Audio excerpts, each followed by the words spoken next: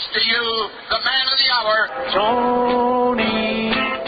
Hello and welcome back to At the Gates. This is your host yet again, Tony, and I am at Gate 34 on a day game on a Sunday.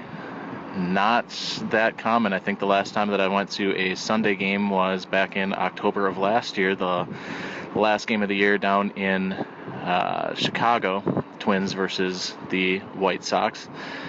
So pretty unusual. Try to stay away from them, but today is a special day for two reasons, and they're both related. It is Father's Day, so happy Father's Day to those that call themselves fathers. And because it is Father's Day, it is the first time that the MLB is going to use special commemorative Father's Day baseballs.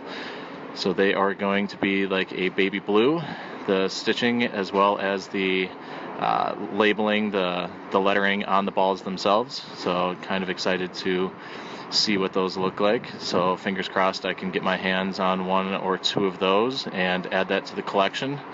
It would look really nice next to the Mother's Day ball as well as the Memorial Day ball.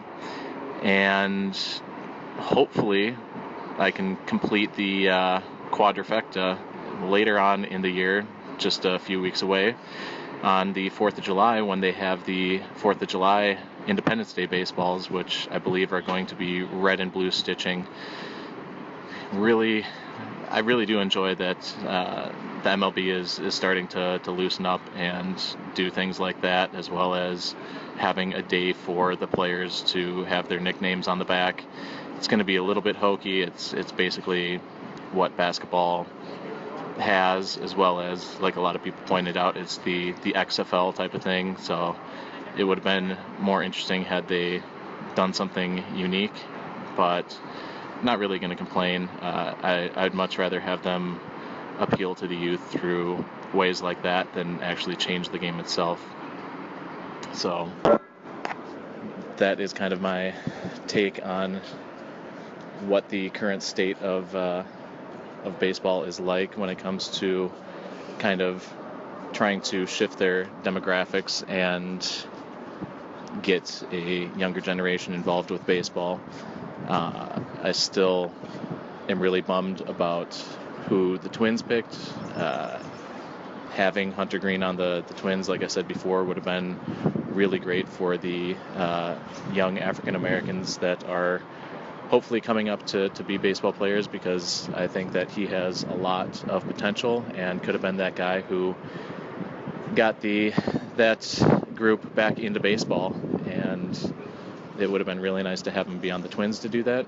But for now, I think I'm going to have to be a quasi-Reds fan and just hope that he comes up through their system and develops into something special, whether that's an ace or an ace and a bat. I think ultimately it makes more sense to have him fit in the National League. He can still use his bat more often when he's pitching, and maybe they can kind of see how he does in game situations with a bat, and if he does really well, then that's when they can start to give him more playing time on his off days as well. But I don't know that I really have much planned for this particular episode. I think what I am going to try to do is give a little bit more during the game play-by-play. For part of it, I think I'm going to be out by the flagpoles and try to catch a home run. So maybe I can give some, as it's happening, play-by-play, and it would be really awesome if I actually ended up catching a baseball while I'm doing this podcast, because that would be pretty unheard of.